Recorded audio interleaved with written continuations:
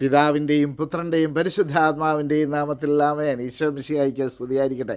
സുഖമല്ലേ? ദൈവം അനുഗ്രഹിക്കട്ടെ. ഈശോയുടെ വലിയ അനുഗ്രഹം നിങ്ങളിലേക്ക് ഉണ്ടാവട്ടെ. ഈ പ്രഭാതത്തിൽ ദൈവം നിങ്ങളെ അനുഗ്രഹിക്കട്ടെ എന്ന് പ്രത്യേകം പ്രാർത്ഥിക്കുന്നു കേട്ടോ.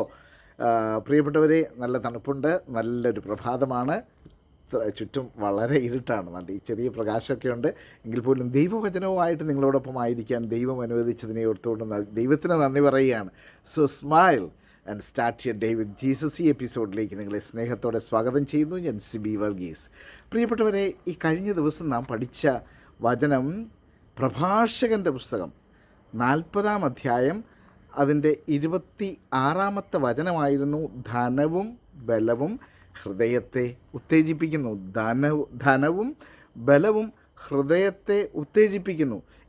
ദൈവഭക്തി ഇവയേക്കാൾ അഭികാമ്യമാണ്. അതുവഴി നഷ്ടമുണ്ടാവുകയില്ല. ദൈവഭക്തന് അന്യസഹായം തേടേണ്ടതില്ല. ഇതായിരുന്നു നാം കഴിഞ്ഞ ദിവസം പഠിച്ച വചനം. അതായത് ഫെബ്രുവരി 3-ാം തീയതി. 4-ാം തീയതി ഞാൻ നിങ്ങളുമായി വചനം പങ്കുവച്ചില്ല. ഇന്ന് ഫെബ്രുവരി 5-ാം തീയതിയാണ്. ഇന്ന് പഠിക്കുന്ന വചനം ദ ബുക്ക് ഓഫ് ലെവിറ്റിക്കസ്, ലേവ്യരുടെ പുസ്തകം 20-ാം അധ്യായം 26-ാമത്തെ വചനമാണ്.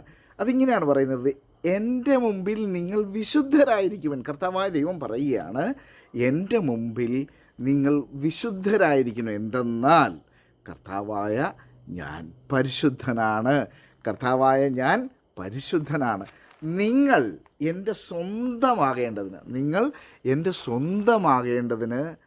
മറ്റു ജനങ്ങളിൽ നിന്ന് നിങ്ങളെ വേർതിരിച്ചിരിക്കുന്നു. You shall be holy to me, for I the Lord am holy. And I have separated you from the other people to be mine. എൻ്റെ സ്വന്തമാകേണ്ടതിന് നിങ്ങളെ മറ്റു ജനങ്ങളിൽ നിന്ന് വേർതിരിച്ചിരിക്കുകയാണ്. പ്രിയപ്പെട്ട സഹോദരങ്ങളെ, ദൈവത്തിൻ്റെ സ്വന്തമാക്കാനായിട്ട് ദൈവം ആഗ്രഹിക്കുന്നുണ്ട്. എന്നെയും നിങ്ങളെയും ദൈവത്തിൻ്റെ സ്വന്തമാക്കേണ്ടതിന് ദൈവം ആഗ്രഹിക്കുന്നുണ്ട്.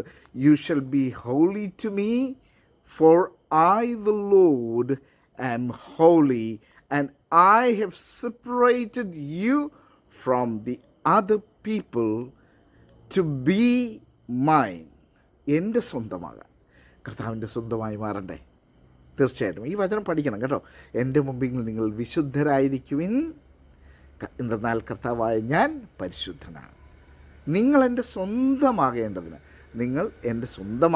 മറ്റു ജനങ്ങളിൽ നിന്ന് നിങ്ങളെ ഞാൻ വേർതിരിച്ചിരിക്കുന്നു. ഇതാണ് കർത്താവായ ദൈവം പറയുന്നത്. അങ്ങനെ സ്വന്തമായി തീരുവാൻ നമുക്ക് ആഗ്രഹിക്കാം.